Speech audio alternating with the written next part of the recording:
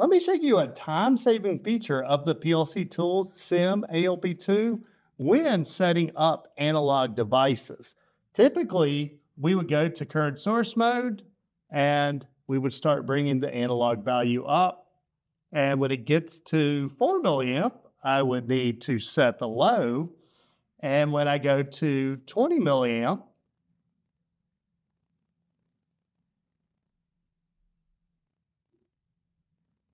and then I would set the high. But you see how long that actually took to go from 4 to 20. Well, here's where the 10th resolution versus the 1 resolution can save you a lot of time. So I'm going to hit cancel and go to settings and then go to ranges and go to resolution. And right now we're on 10th resolution. We're going to put it on 1 resolution. And we click OK.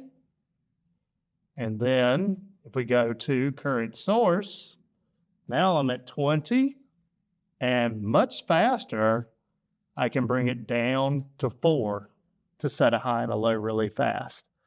Also, while you're in whole number resolution, if you click the OK button, that brings up the calibration and you can adjust the values as needed.